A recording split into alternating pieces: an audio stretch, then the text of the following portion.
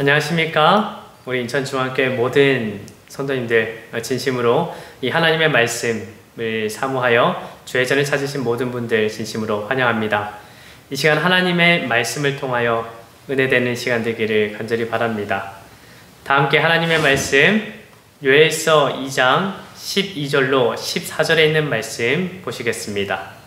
요엘 2장 12절로 14절에 있는 말씀입니다.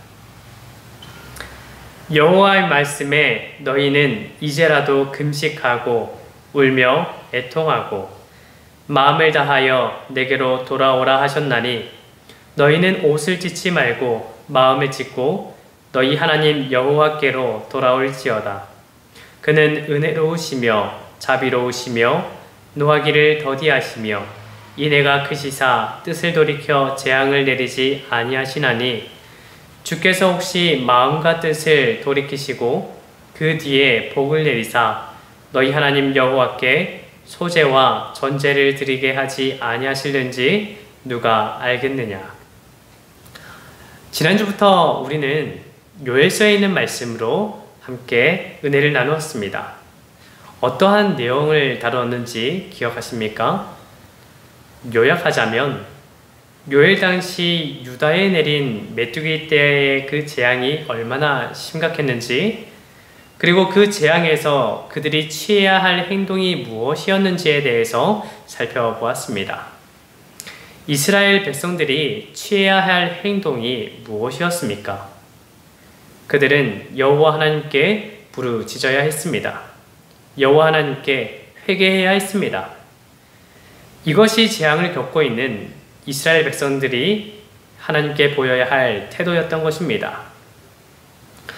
오늘은 이후에 이스라엘을 향한 기별은 또한 무엇이 있는지에 대해서 살펴보고자 합니다. 이스라엘 백성들이 메뚜기 떼의 재앙을 겪고 있을 당시 그들은 어떠한 생각들을 했을까요? 오늘 우리라면 이 재앙이 예수님의 재림의 징조라는 사실을 생각하면서 재림의 때가 가까웠다라는 사실을 다시금 깊이 생각했을 것입니다. 또한 더 나아가서 우리가 이러한 시대에 어떻게 재림을 준비할 것인지에 대해서 생각하며 재림을 준비했겠지요. 왜냐하면 우리는 마태복음 24장을 비롯한 여러 재림의 약속들을 통한, 또한 재림의 징조들을 통한 말씀들을 가지고 있기 때문입니다. 그런데 요엘 당시 이스라엘 백성들은 그렇게 생각하지 않았습니다. 즉, 그들에게 재앙이 찾아왔지만 그것이 자신들에게 이르러 올 두려운 어떤 사건을 야기시킨다는 사실을 깨닫지 못했습니다. 그들은 그들이 처해 있는 상태가 어떠한지를 알지 못했습니다. 마치 요한계시록에 나타난 4대 교회와도 비슷한 모습을 가지고 있는 것입니다. 사대는 그 이름의 뜻이 살아남아 있는 자라는 뜻을 가지고 있어요. 그러나 그들의 상태는 그들의 이름과도 달리 죽음의 상태에 놓여져 있었습니다.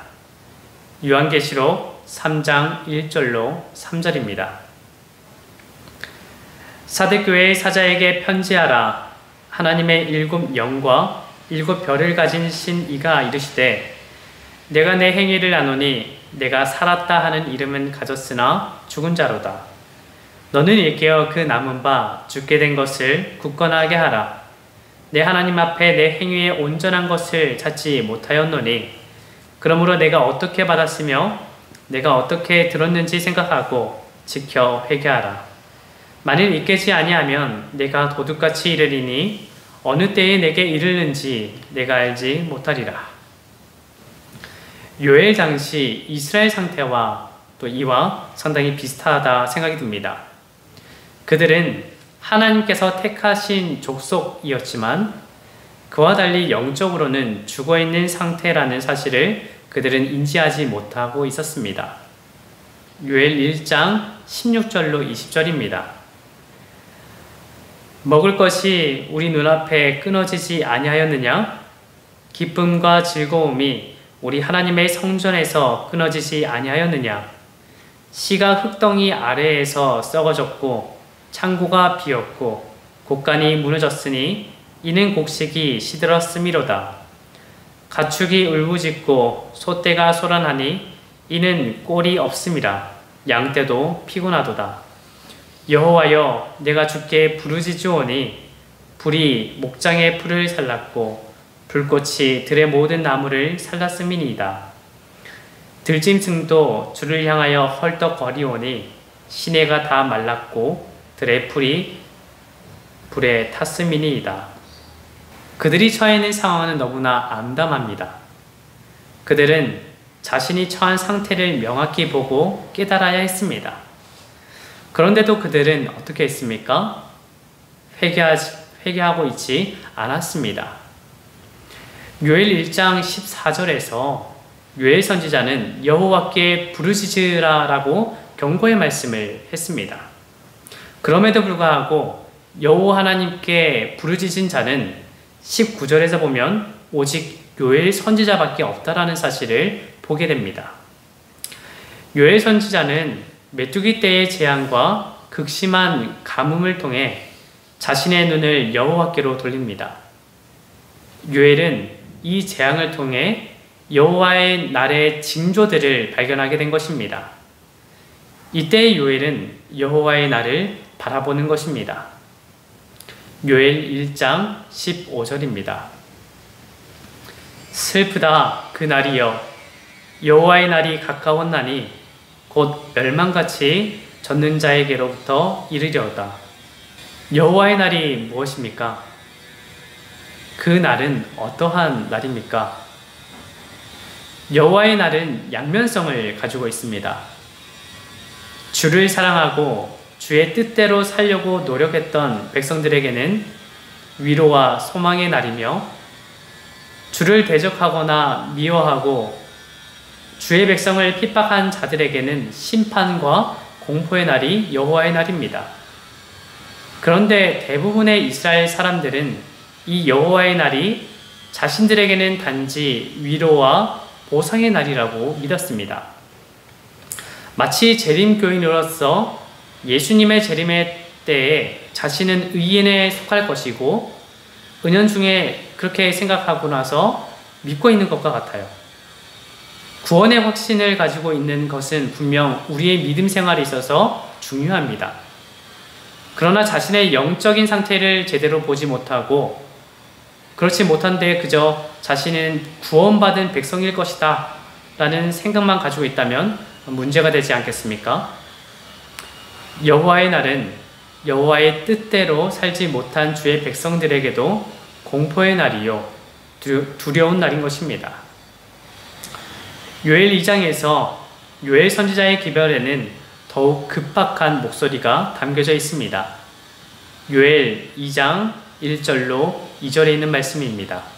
시온에서 나팔을 불며 나의 거룩한 산에서 경고의 소리를 질러 이 땅 주민들로 다 떨게 할지니 이는 여호와의 날이 이르게 됨이니라. 이제 임박하였으니 곧 어둡고 캄캄한 날이요 짙은 구름이 덮인 날이라. 새벽 빛이 산 꼭대기에 덮인 것과 같으니 이는 많고 강한 백성이 이르렀음이라. 이와 같은 것이 옛날에도 없었고 이후에도 대대에 없으리로다. 요엘 선지자는 먼저 시온에서 나팔을 불라라는 명령으로 2장을 시작합니다. 시온 곧 예루살렘을 향해 나팔을 불라는 것인데요. 이것은 무엇을 의미하는 것일까요? 고대 사회에서 이 나팔 소리는 단지 음악 연주를 의미하는 것은 아니었습니다. 나팔의 중요한 임무는 전쟁터에서 신호로 쓰이는 것이었습니다. 또한 예배 의식이나 대관식과 관련된 되어서 사용되기도 했습니다. 종말적인 의미로는 이 나팔은 심판을 의미하기도 했습니다.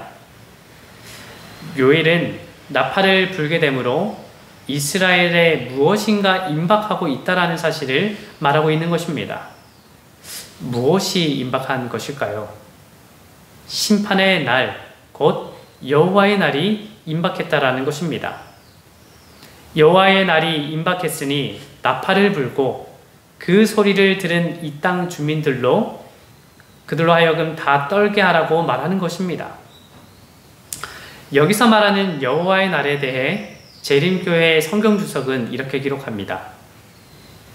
그것은 곧 여호와의 날은 항상 어떤 도시나 국가 또는 궁극적으로 온 세상 거민들에게 임할 하나님의 심판의 시간을 언급할 때 사용된다.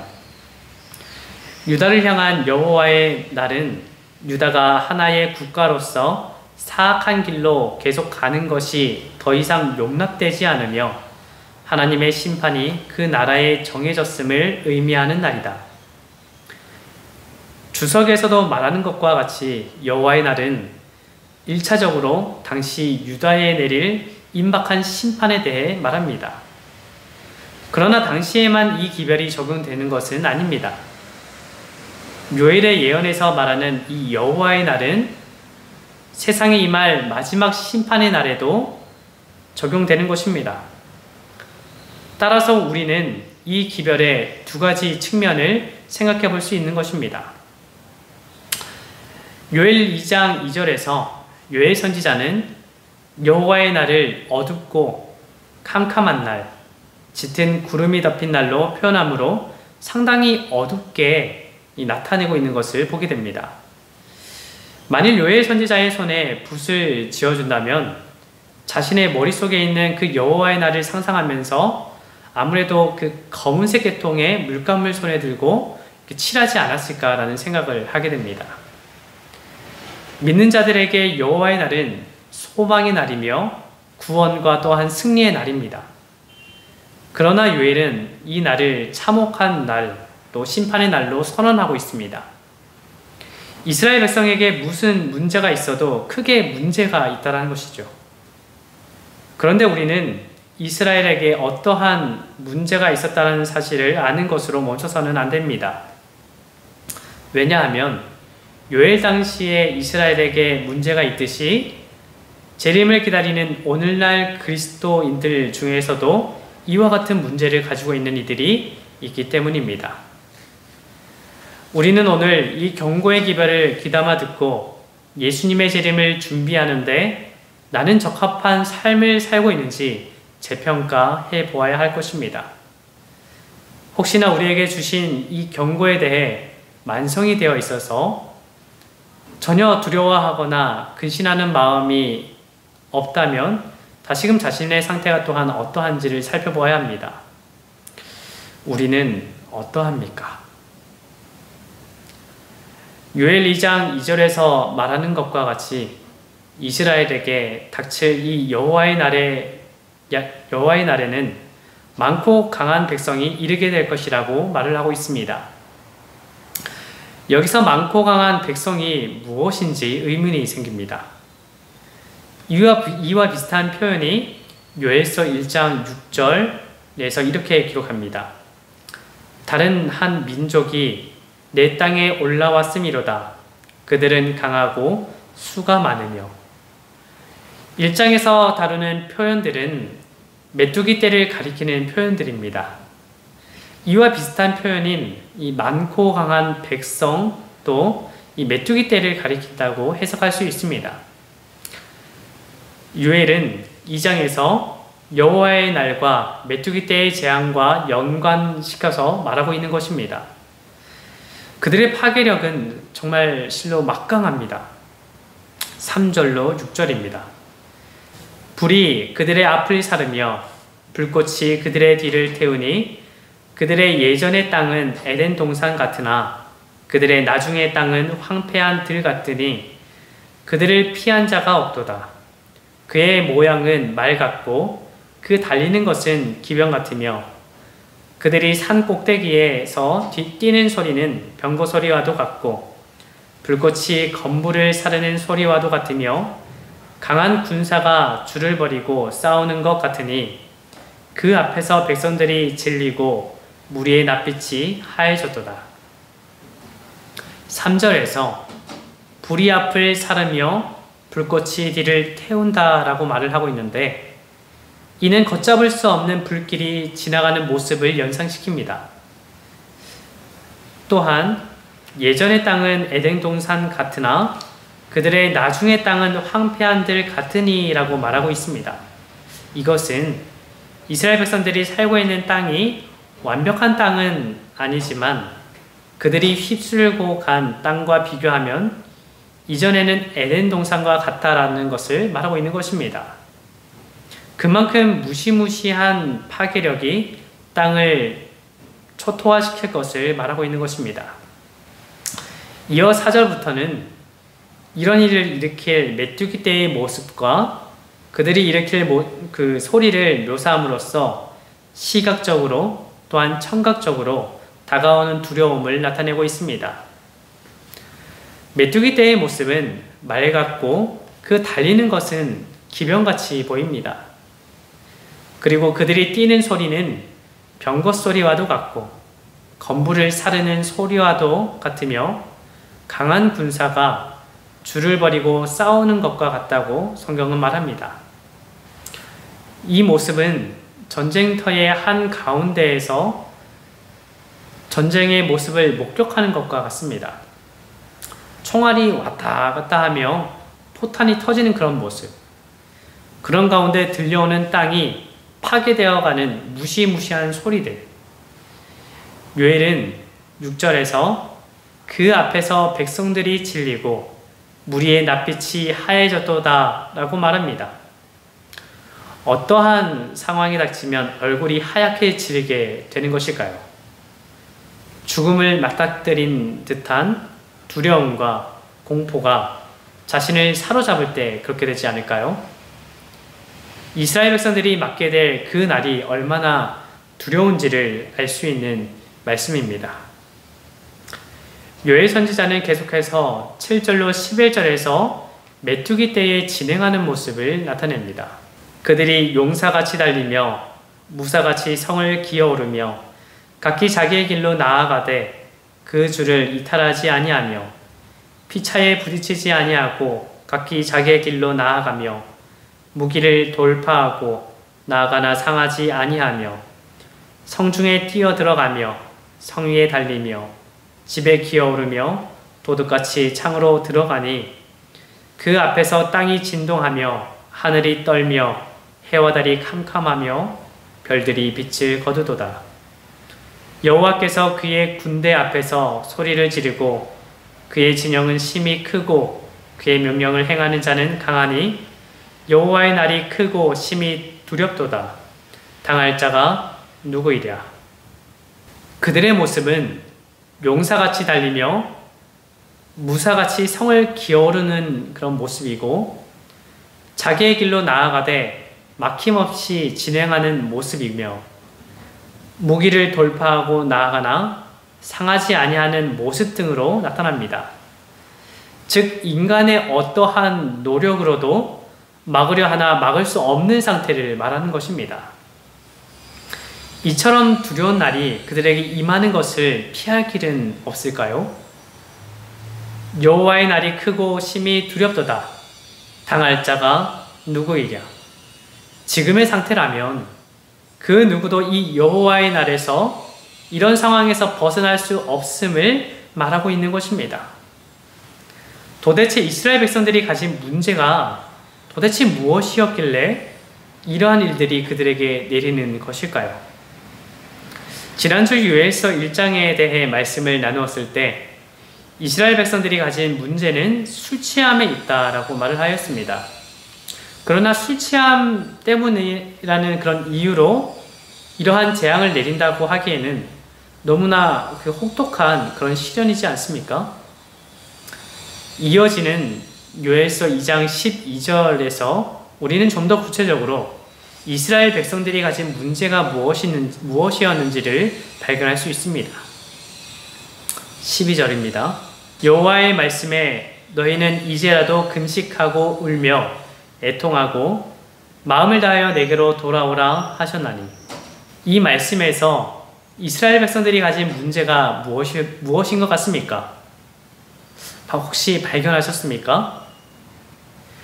이스라엘 백성을 향하여 여호와 하나님께서는 직접적으로 이스라엘 너희는 지금 이러한 상황에 처해 있어. 너희는 지금 이러한 태도를 나에게 보이고 있어. 라고 말을 하고 있지 않습니다. 여호와 하나님께서는 그들을 향하여 이렇게 말합니다. 내게로 돌아오라. 이것은 이스라엘 백성들을 향해 돌이켜 내게로 오라라는 강권의 말씀입니다. 허나 이 말씀은 또한 현재 이스라엘 백성들이 여호와께로부터 떠나 있는 상태라는 것을 간접적으로 생각해 볼 수 있는 것입니다. 그렇습니다. 당시 이스라엘 백성들이 가진 가장 큰 문제는 그들이 여호와 하나님께로부터 떠나 있었다라는 사실에 있는 것입니다. 그렇다면 이스라엘 백성들은 왜 여호와 하나님께로부터 떠나 있었던 것일까요? 그들은 그들이 살고자 하는 대로 살았기 때문입니다. 여호와 하나님을 선택하지 아니하고 자신의 욕망을 선택한 것입니다. 그래서 더 이상 그들의 삶에 여호와 하나님을 중심에 두지 못하고 있는 것입니다. 그들 중에는 하나님을 잊어버리고 자신의 쾌락을 위해서 사는 사람들도 있었을 것이고, 하나님을 섬긴다고 하면서 하나님을 예배하지 않는 자들도 있었을 것이며, 예배는 드리나 그들의 마음속에 하나님을 만나고 영접하려는 마음이 없는 자들도 있었을 것입니다. 12절에는 이런 이스라엘 백성을 애타게 바라보시며 그들을 부르시는 여호와 하나님의 음성을 들을 수 있습니다. 너희는 이제라도 금식하고 울며 애통하고 마음을 다하여 내게로 돌아오라. 여호와께 돌아온다는 것은 무엇을 말하는 것일까요? 가는 방향을 조정한다라는 뜻입니다. 그동안 어떠한 이유에서라도 하나님께 드려야 할 마음과 정성을 다른 곳에 쏟아 부었다면 이제라도 전심으로 그분을 찾고 그분에게로 나아가야 한다는 것입니다. 돌아가되 금식하고 울며 애통하고 마음을 다하여 그분께로 나아가야 하는 것입니다. 이스라엘을 향하여 여호와 하나님께서 하실 수 있는 유일한 한마디가 이제라도 내게 돌아오라라는 기별입니다. 죄를 회개하고 주께 돌아오는 것 밖에는 인간이 할 수 있는 일은 아무것도 없는 것입니다. 13절에서 요엘 선지자는 하나님께서 이스라엘을 향해 하신 말씀을 그것에 더하여 요엘 선지자의 간절한 염원을 이렇게 말하고 있습니다. 너희는 옷을 찢지 말고 마음을 찢고 너희 하나님 여호와께로 돌아올지어다. 옷을 찢는 행위는 큰 슬픔을 표시하는 것입니다. 그러나 요엘은 옷을 찢지 말고 무엇을 찢으라고 말합니까? 마음을 찢으라고 말을 하고 있어요. 옷을 찢는 행위의 때로는 참된 슬픔이 아닌 형식적인 슬픔을 나타내기도 하였습니다. 그러나 마음을 찢음으로 이제 그들은 오직 하나님만을 따르겠다는 의지를 가지고 하나님께 나아갈 수 있게 되는 것입니다. 마음을 찢고 하나님께로 돌아갈 때 어떤 일이 생기게 될까요? 13절 후반에는 이렇게 말합니다. 그는 은혜로우시며 자비로우시며 노하기를 더디하시며 이내가 크시사 뜻을 돌이켜 재앙을 내리지 아니하시나니 회개하고 하나님께로 돌아가는 자는 은혜롭고 자비로우며 노하기를 더디하며 이내가 크시사 뜻을 돌이켜 재앙을 내리지 아니하시는 그런 품성을 지닌 하나님을 발견하게 될 것입니다. 14절입니다. 주께서 혹시 마음과 뜻을 돌이키시고 그 뒤에 복을 내리사 너희 하나님 여호와께 소제와 전제를 드리게 하지 아니하실는지 누가 알겠느냐. 오히려 하나님께서는 복까지 베푸실지 아느냐라고 요엘 선지자는 말합니다. 오늘 우리에게 요엘서 2장의 말씀은 무엇을 시사합니까? 무엇을 말하는 것 같습니까? 우리 모든 택한 백성들이 모두가 다 하나님께로 돌아오기를 바라는 호소를 하고 있는 것입니다. 여호와께로 돌아오라. 어쩌면 대면 예배가 이루어지지 못하고 있는 이 상황 가운데 우리가 해야 할 것이 있다면 지난 시간에 1장에서 말하였던 것처럼 우리가 회개하여 정말 여호와 하나님을 부르짖는 것과 더불어서 우리가 하나님께로 돌아가기를 힘쓰는 것, 그것이 우리에게 필요하지 않을까요? 우리 여호와 하나님께 돌아갈 수 있는 우리 모두가 되길 바라며 말씀을 줄이겠습니다.